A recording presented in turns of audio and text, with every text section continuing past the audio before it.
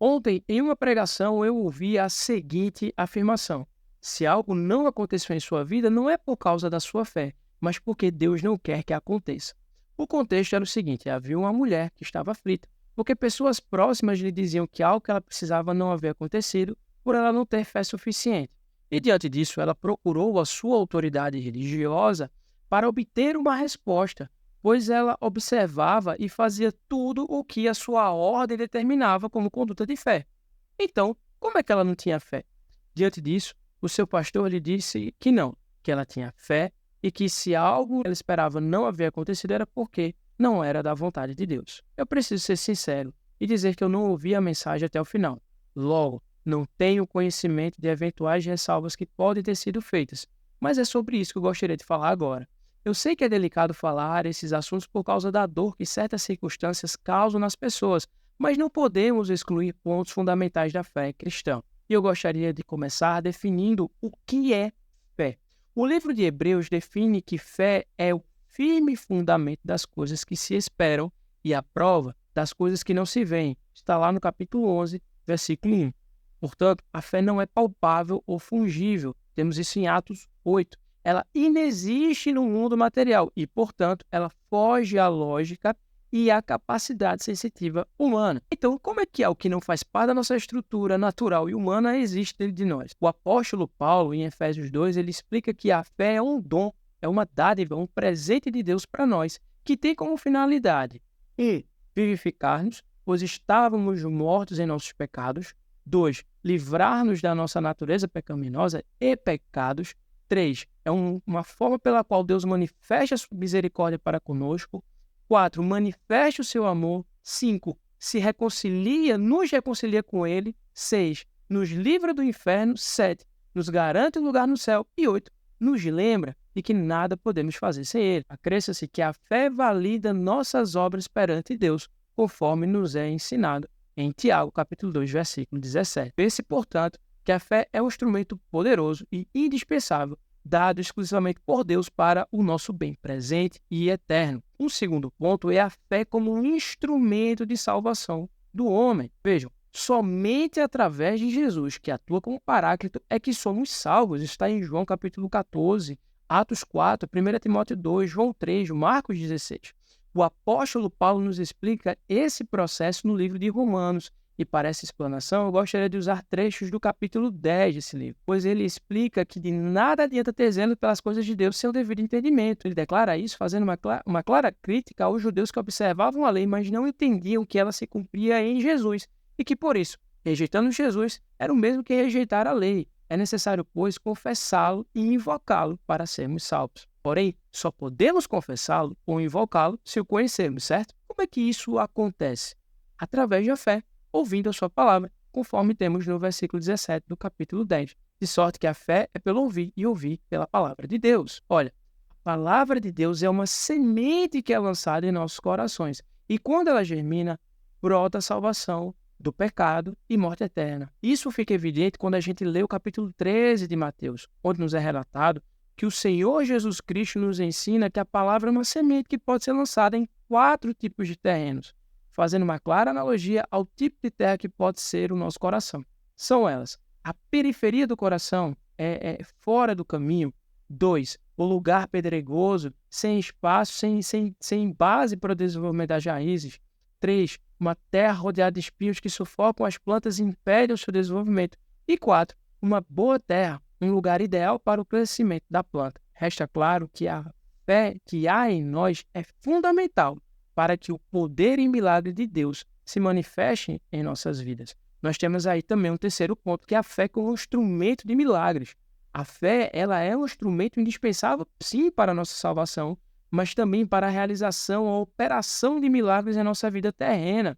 Nós temos isso muito claro com a cura da mulher com fluxo de sangue, que está lá em Mateus 9, Marcos 5 e Lucas 8, onde nos é mostrado uma mulher que estava lá com fé, que se ao menos tocasse na orla das vestes de Jesus seria curada, e foi. Nós temos também o exemplo da cura do paralítico, que está lá em Mateus 9, Marcos 2 e Lucas 5, onde nos é apresentado um grupo de pessoas que, por muito amarem um amigo que estava paralítico e sem conseguirem entrar no lugar onde Jesus estava, sobem no telhado dessa casa, abrem um buraco, descem o paralítico, e ali Jesus, vendo a fé desses homens, cura esse paralítico. Nós também temos o exemplo da cura do servo, do centurião romano, que está lá em Mateus 8 e Lucas 7, que nos é mostrado um homem, um centurião romano, que vai até Jesus e diz assim, você não é, eu não sou digno que você entre na minha casa, eu sou um homem pecador, eu sou um homem impuro, mas eu acredito que se o Senhor disser apenas uma palavra, eu sei que você tem autoridade, e o meu servo vai ser curado. Jesus fica maravilhado com a fé desse homem, diz assim, quero, e imediatamente o servo ele é curado. Nós também temos o exemplo da filha da mulher cananeia, que está lá relatado em Mateus 15 e Marcos 7, onde nos é apresentada uma mulher que estava aflita, porque a sua filha estava endemoniada. E ela procura Jesus, mas ela não fazia parte do povo eleito de Deus. Ela era uma mulher estrangeira, uma mulher estranha.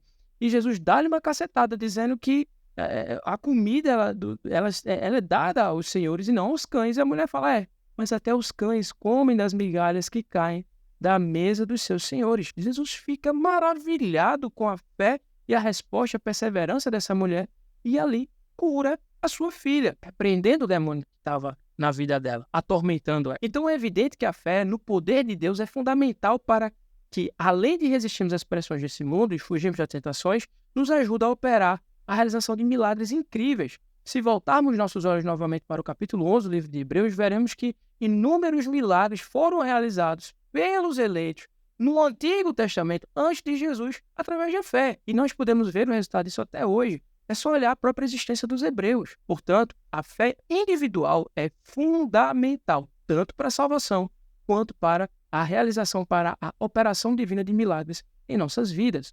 Um outro ponto problemático são os problemas envolvendo a compreensão da fé, uma vez que, por se tratar de algo que foge à compreensão, a fé não pode ser tratada como uma ciência exata ou área de estudo humano. A gente não pode explicar, experimentá-la laboratorialmente ou tentar usá-la de qualquer modo, porque ela não faz parte da nossa natureza e do plano existencial em que estamos. E o que a gente sabe sobre ela está ali disposto nas Sagradas Escrituras.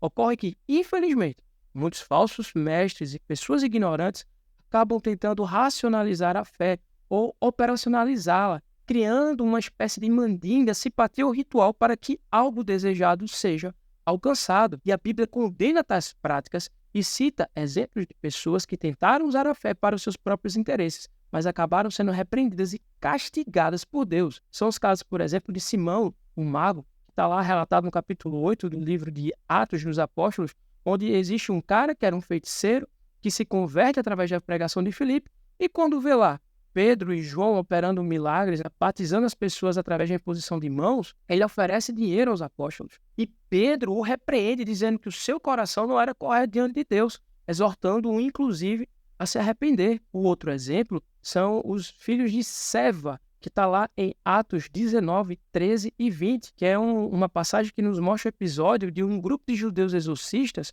que tentaram utilizar o nome de Jesus que Paulo pregava para expulsar demônios. Eles disseram ao espírito maligno o seguinte: eu ordeno a você pelo Jesus a quem Paulo prega. No entanto, o espírito maligno nos repreendeu dizendo que conhecia Jesus, conhecia Paulo, mas não os conhecia. Então, esse espírito demoníaco ataca esses homens, eles fogem para casa e acabam sendo feridos e envergonhados. Outro exemplo é o próprio de Balaão, que está lá em Números 22, 2 Pedro 2 e Judas 1, bem como também Apocalipse 2. Balaão era um profeta que foi contratado pelo rei Balaque para amaldiçoar o povo de Israel. Ele tentou usar seu dom espiritual para ganho pessoal, mas foi impedido por Deus. Embora ele não tenha sido diretamente punido, naquele momento, suas ações foram repreendidas por Deus. Ele foi mencionado posteriormente na Bíblia como um exemplo de motivação errada e cobiça. Um outro exemplo que nós temos é o de Geazi. Está lá em 2 Reis 5. Geazi era um servo do profeta Eliseu. Quando Naamã, o general sírio, foi curado de sua lepra após seguir as instruções de Eliseu, ele ofereceu presentes em gratidão, mas Eliseu recusou. No entanto, Geazi foi atrás de Naamã e mentiu, dizendo que Eliseu havia mudado de ideia e queria receber aquele presente. Ele escondeu os presentes para o seu próprio benefício. Quando confrontado por Eliseu, Geazi foi amaldiçoado com a mesma lepra de Naamã como punição. Um outro exemplo é o da censura de Jesus contra os escribas e fariseus em Mateus 23, pois nesse capítulo, Jesus reprova veementemente os líderes religiosos da sua época por conta da sua hipocrisia e da sua falta de genuína devoção a Deus. e de instrumentalização da fé. Ele os critica por impor obrigações pesadas sobre as pessoas enquanto elas mesmas não vivem de acordo com os princípios que pregavam. Jesus denuncia a busca por reconhecimento, títulos e status, destacando que a importância da humildade, justiça, misericórdia e amor ao próximo são a base da fé. Ele lamenta sobre Jerusalém, expressando seu desejo de proteger o povo, mas a cidade rejeita sua oferta de cuidado e orientação. Essa passagem serve como um alerta contra a hipocrisia religiosa e ressalta a fé autêntica e prática que se manifesta através de ações de amor e retidão. A fé como um instrumento de satisfação pessoal. Nós temos isso em Tiago 4, que nos exorta a sermos cristãos que não alimentem uma vida mundana, declarando que a gente não pode gastar a nossa fé, a nossa vida cristã e nossos pedidos através de deleites próprios. Sobre isso, o teólogo Warren Wiersbe declara que a essência do pecado é o egoísmo. Dessa forma, sempre devemos priorizar a vontade de Deus sobre a nossa, e não o inverso, porque a gente tem que considerar agradá-lo e não manter uma amizade com a carne. E outra coisa, a fé ultrapassa os rudimentos desse mundo. Nós temos estabelecidos em Colossenses 2 e Gálatas 4. Jesus cumpriu a lei em si mesmo, trazendo-nos um tempo de plenitude e acesso direto a Deus. Desse modo, a adoção de qualquer procedimento, mandinga, ritual para a obtenção de graça, salvação, elevação espiritual, deve ser plenamente rejeitado pelo cristão, que, por sua vez, deve ter a sua base e vida de fé apenas em Jesus Cristo. Ainda sobre a fé como instrumento de satisfação pessoal, é importante registrar que Jesus, nosso Salvador e maior exemplo a ser seguido, abdicou da sua própria vontade para satisfazer e cumprir a vontade do Pai. Abre aspas. Indo um pouco mais adiante, prostrou-se com o rosto em terra e orou: Meu Pai, se possível for, afasta de mim esse cálice,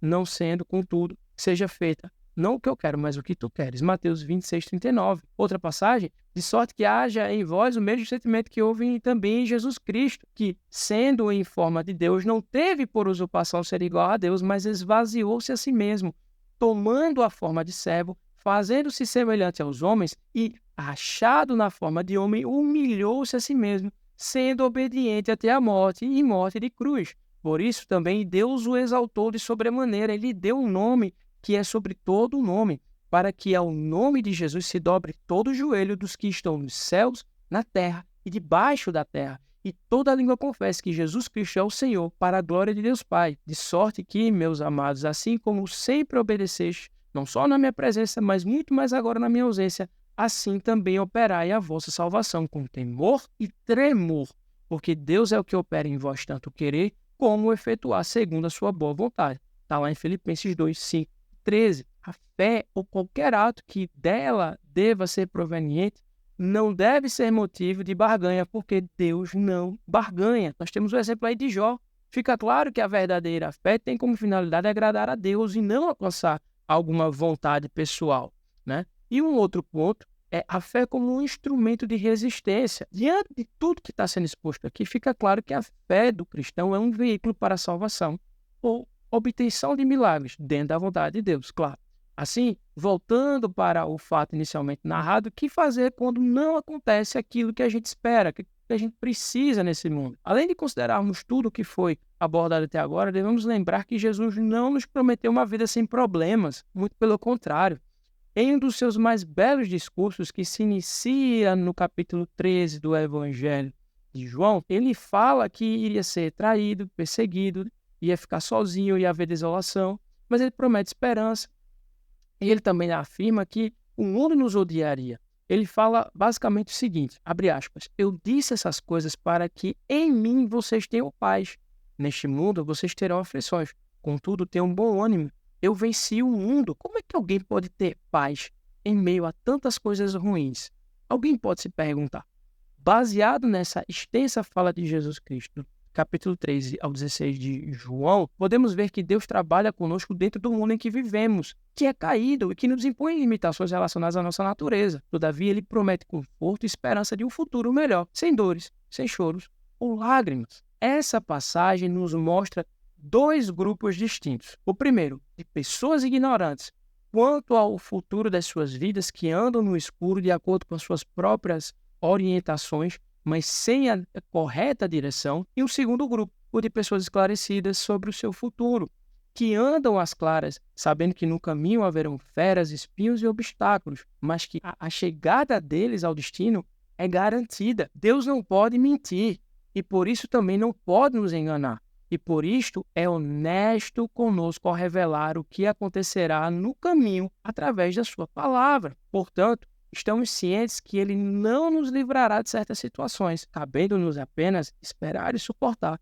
com fé e esperança. Lê o capítulo 10 de Hebreus. Por que, então, eu, que sou crente fiel e mesmo assim sofro determinada situação, essa situação dolorosa está me afligindo? Olha só, o sofrimento representa a glória do futuro. 1 Pedro 4,13.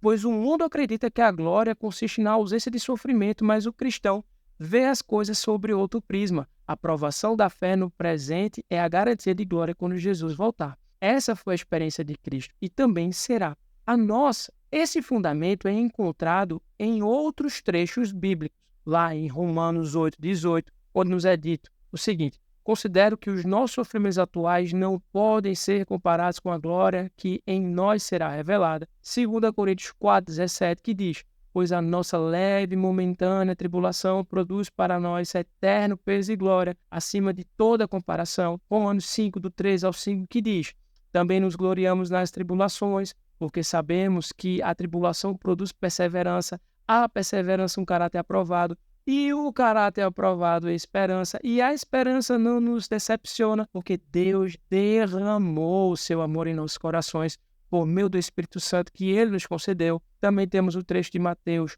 11, 28 e 30, que diz: venham a mim todos os que estão cansados, sobrecarregados, e eu lhes darei descanso. Tomem sobre vocês o meu jugo e aprendam de mim, pois sou manso e humilde de coração, e vocês encontrarão descanso para as suas almas, pois o meu jugo é suave e o meu fardo é leve. Fica claro que o sofrimento não deve ser encarado como a ausência de Deus em nossas vidas, às vezes até mesmo de fé, mas com uma certeza de que Ele está conosco. O maior exemplo disso é Jó. Isso reforça essa certeza, porque mesmo ele perdendo tudo o que tinha, inclusive sua saúde, ele se manteve íntegro diante de Deus. Sim, fé surge como um instrumento de resistência e fortalecimento do caráter do cristão neste mundo. Um outro ponto é que nós não devemos julgar a causa do sofrimento do próximo. Se voltarmos os nossos olhos para o motivo do sofrimento da pessoa que motivou a homilia do preletor, em que esse texto se baseou, perceberemos que a opinião dos outros era aquilo que lhe afligia, né? Então, nós precisamos tomar como exemplo o nosso servo Jó, porque nós perceberemos que os seus amigos foram que sustentaram de forma precipitada a ideia de que ele tinha praticado algum pecado que causou toda a sua desgraça. Ocorre que Jó não havia feito absolutamente nada, que tudo que estava ali sobrevindo fazia parte do plano de Deus para estreitar o seu relacionamento e aprofundar a experiência espiritual de Jó.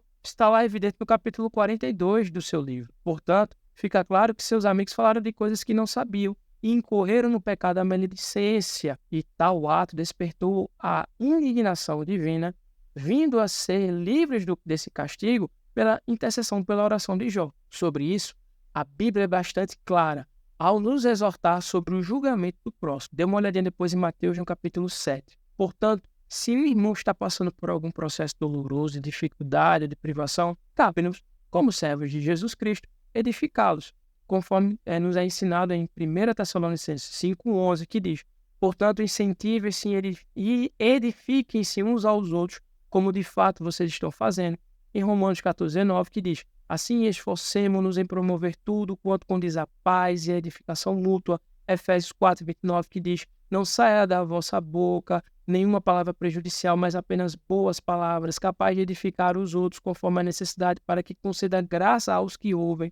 Conforme temos em Colossenses 3,16, que diz: habite ricamente em vocês a palavra de Cristo, ensinem e aconselhem-se uns aos outros com toda a sabedoria, e cantem salmos, hinos e cânticos espirituais, com gratidão a Deus em seus corações. O mesmo ensino que temos em Isaías 41,6, que diz: um ao outro ajudou e ao seu irmão disse: esforça-te. O ensino de Romanos 12,15, que diz: alegrem-se com os que se alegram, chorem com os que choram. Então, os cristãos de hoje, infelizmente, ainda incorrem no mesmo erro do julgamento, falando de coisas que não sabem, causando divisões e tirando inclusive a vida do seu irmão por estar emprestando sua língua para Satanás. Está muito claro no capítulo 3 do livro de Tiago. Os cristãos não devem assumir o lugar de juiz, pois isso pertence somente a Deus e a mais ninguém, mas nosso dever é ajudar quem está caindo. Portanto, se alguém não está disposto a ajudar seu irmão, que se cale. Um outro ponto é que alguns sofrimentos, de fato, decorrem do pecado humano.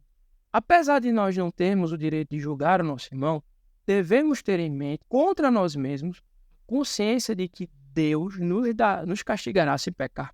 Se um cristão professo transgride a lei e se coloca em uma situação difícil, ou se resolve intrometer-se na vida do outro, ele deve sofrer. O fato de ser um cristão não garante escapar incólume das consequências normais de delitos. Talvez não sejamos culpados de homicídio, apesar de a raiva poder ser o mesmo que o homicídio no coração. Mateus 5 diz isso. Mas e quanto a roubar e criar confusão? Quando Abraão, Davi, Pedro e os grandes homens da Bíblia desobedeceram a Deus, eles sofreram as consequências. Então, por que nós escaparíamos? É preciso ter a certeza de que sofremos por sermos cristãos, mas não por sermos criminosos. O castigo pelo pecado não ocorre por vingança divina, tá? Mas sim pelo amor de Deus. Está lá em Hebreus 12. Que como um pai corrige o filho ao qual ama para que siga no bom caminho. Ocorre que o castigo não vem do irmão, mas do pai. E, portanto, se vemos o irmão pecando, nosso dever é exortá-lo, adverti-lo e até mesmo, em alguns casos, se afastar por conta do pecado. Está muito claro em Mateus 18. E Jesus instruiu a abordagem pessoal e privada. Se o seu irmão pecar contra você, vá e a sós com ele e mostre-lhe o erro. Se ele ouvir, você ganha o seu irmão. Mas se não ouvir, leve consigo mais um ou dois outros, de modo que qualquer acusação seja confirmada pelo depoimento de 2 ou 3 testemunhas. Se ele se recusar a ouvi-los, conte à igreja. E se ele se recusar a ouvir a igreja, trate-o como um pagão ou publicano. Gálatas 6, Paulo encoraja a restauração com humildade, dizendo: irmãos, se alguém for surpreendido em algum pecado, vocês que são espirituais deverão restaurá-lo com mansidão. Cuide-se, porém, cada um para que também não seja tentado. Levem os fardos uns dos outros e assim cumpram a lei de Cristo. Em 1 Coríntios, Paulo fala sobre a disciplina na igreja, dizendo: mas agora lhes ordeno que não se associem com qualquer que, dizendo-se irmão, seja sexualmente imoral, avarento, idólatra, caluniador, alcoólatra ou ladrão. Com tais pessoas vocês nem devem comer. Que direito tenho eu de julgar os de fora? Não devem vocês julgar os que estão dentro? Deus julgará os de fora. Expulsem do meio de vocês o que é mal. A abordagem da disciplina da correção dentro da comunidade cristã requer uma compreensão delicada e equilibrada. Embora não tenhamos o direito de julgar os nossos irmãos, é crucial termos a consciência de que Deus corrige e disciplina a quem Ele ama, não por vingança, mas por amor paterno. Assim como grandes homens da Bíblia enfrentaram as consequências de suas desobediências, devemos estar cientes de que também podemos enfrentar consequências pelas nossas ações erradas. O castigo não vem dos irmãos na fé, mas é uma correção paternal do Pai Celestial. Diante do pecado do irmão, nosso papel é abordá-lo com amor, humildade e discernimento, buscando genuinamente a sua restauração espiritual e o bem-estar da própria comunidade em que estamos. As Escrituras nos orientam a confortar o irmão de maneira privada, envolvendo os outros, se necessário, com o propósito de restauração. No entanto, essa correção não deve ser motivada por um julgamento, mas sim por um desejo de ajudar, de fato,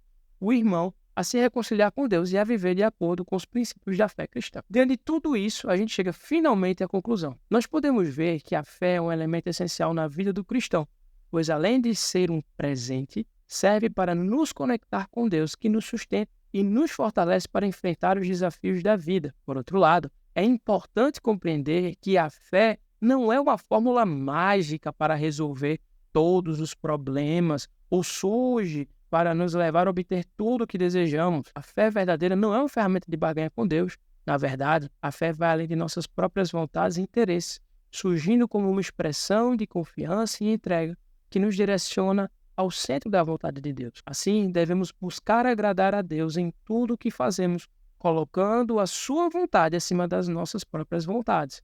No tocante ao sofrimento, o mesmo faz parte da nossa jornada como cristãos e não devemos ser abalados por ele, fazendo uso da fé, que nos possibilitará paz em meio às tribulações, sabendo que Deus está conosco e que Ele tem um propósito em tudo o que passamos. Por outro lado, é importante lembrar que não nos cabe julgar o sofrimento dos outros, devendo ser cuidadosos ao falar sobre situações pelas quais as pessoas estão passando e evitando fazer suposições ou emitir juízos precipitados. Em vez disso, devemos ser empáticos, oferecer nosso apoio e orar pelos que estão enfrentando dificuldade. Em conclusão, a fé é um dom precioso que devemos alimentar em nossas vidas através da oração, leitura e prática da palavra. Desse modo, que possamos buscar uma fé genuína e verdadeira, confiando em Deus em todas as circunstâncias e permitindo que Ele guie nossos passos.